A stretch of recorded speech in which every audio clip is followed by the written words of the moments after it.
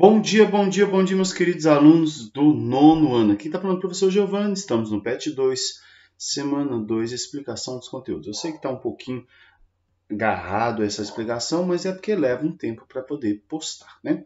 Então, mas antes disso, inscreva-se no nosso canal. Se você já é inscrito, aciona o sininho para receber notificação e deixe o seu like. O tema, propriedades gerais da matéria. O que nós vamos pegar com isso aí? Propriedades gerais e específicas da matéria. Mas a gente precisa diferenciar, né?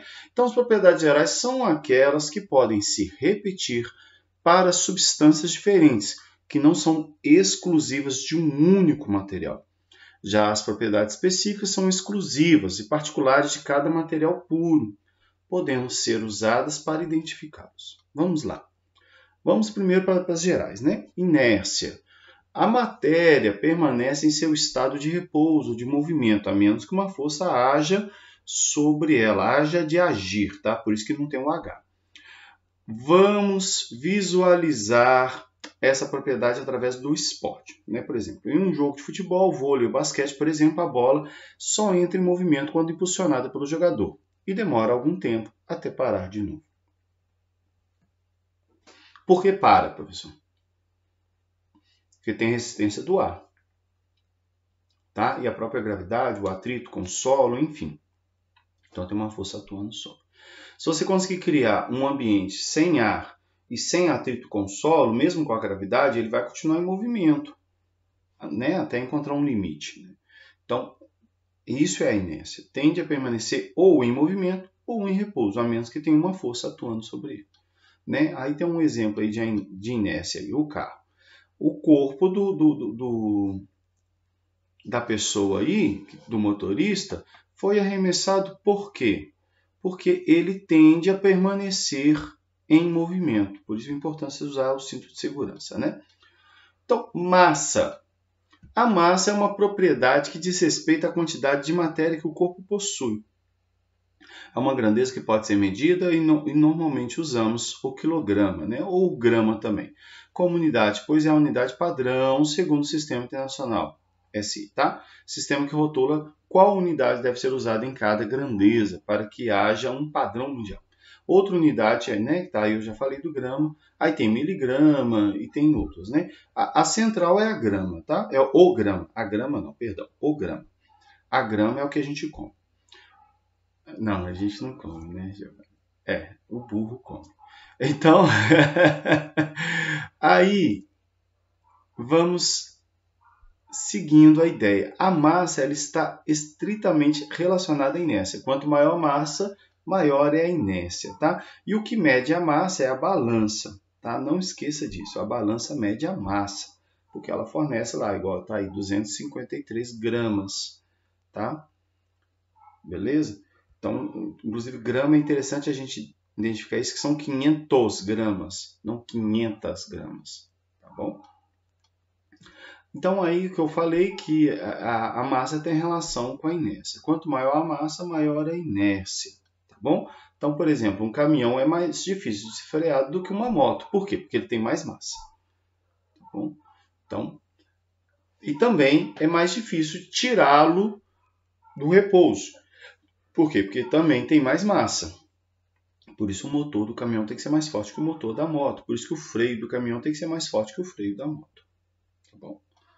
E por isso que a velocidade máxima dos veículos grandes é menor do que a dos veículos menores nas estradas. Por causa dessa dificuldade de frear. Tá? O volume. O volume é uma grandeza que indica o espaço ocupado por uma quantidade de matéria no sistema internacional. A unidade de volume é o metro cúbico.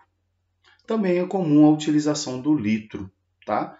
Ou do mililitro na medida de volume, sendo que um litro é um decímetro cúbico, tá? E o mililitro é um centímetro cúbico, tá bom?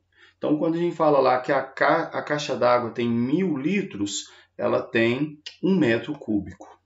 Então, quando vem na sua conta de água cobrando metro cúbico, quer dizer o número de caixas d'água que você gastou na sua casa. Não é pouco litro, né? Então, tá perdão. Então o volume está aí, ó, né? 1 metro cúbico, onde que pegamos as 3 medidas, né? Largura, altura e comprimento.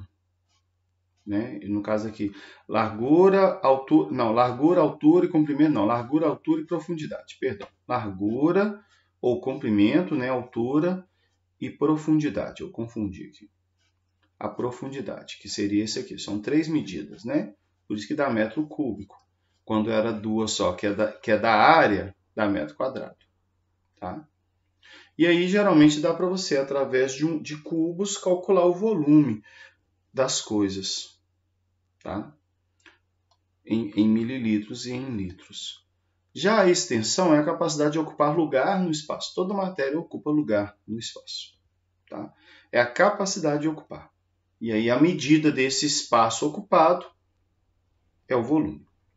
Então, nós temos aí, por exemplo, você coloca um peixinho lá dentro do aquário, o volume da água vai subir. Por quê? Porque o peixe ocupa lugar no espaço. E aqui também tem um exemplo de sólido, né? Os livros. Não tem como você colocar mais livro do que cabe no lugar. Por quê? Porque ele ocupa lugar no espaço.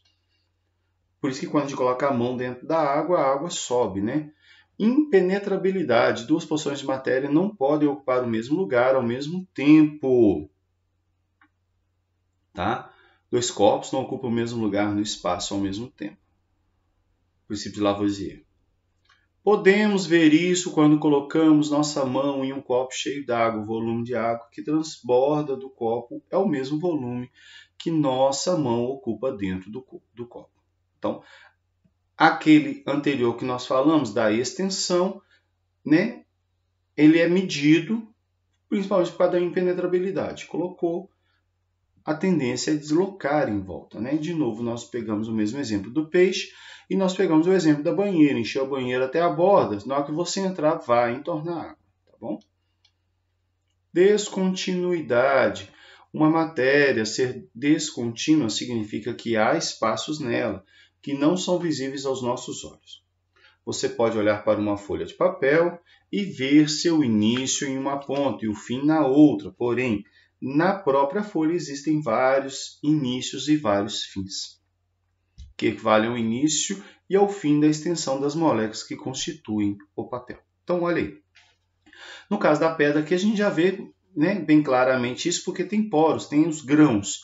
Mas lá na própria água também tem as moléculas, então tem o espaço, tá? Esse espaço aí é a descontinuidade. Já a divisibilidade, qualquer matéria pode ser dividida em pedaços menores. Quando quebramos algum objeto, estamos partindo em pedaços menores que o inicial, né? Então, partir o pão, dividir a água em moléculas, você pode chegar tudo até as moléculas que compõem aquela substância, aquele composto, tá? Então, compressibilidade é a capacidade que toda matéria tem de diminuir seu volume quando uma força é exercida sobre ela.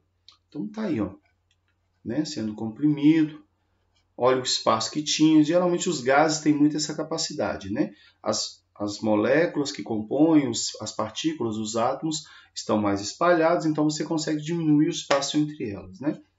E aí a gente vai ver que mesmo quando a gente diminui o espaço, a tendência é voltar ao mesmo volume, tem essa capacidade, né, de voltar. Que aí chama-se elasticidade, né? Que é a capacidade que tem de voltar ao volume anterior e à forma anterior, tá? No caso, quem tem mais elasticidade são os gases e os líquidos, né, obviamente. Mas existem alguns sólidos que têm muita elasticidade, como o próprio objeto que dá nome à capacidade, que é o elástico, né? Então tá aí a borracha, tem a capacidade de voltar, né? A mola, que a gente tanto conhece. Aqui está um exemplo aí do anime, né? One Piece, o Luffy, que é feito de borracha, tá bom? Então, indestrutibilidade. Nenhuma matéria é destruída, ela se transforma em alguma coisa, outra matéria. Também princípio de Lavoisier, nada na natureza se perde, nada se cria, tudo se transforma, né? Então, quando você pega lá a madeira, você quebrou, está transformando. Você queimou, professor, ela sumiu. Não, deixou de ser madeira, mas aí liberou gás carbônico, liberou a água, liberou sais, minerais, liberou outras coisas que estavam ali na madeira. Apenas transformou, tá? Inclusive, o fogo é uma transformação química, né? Como a gente já viu em outros exemplos.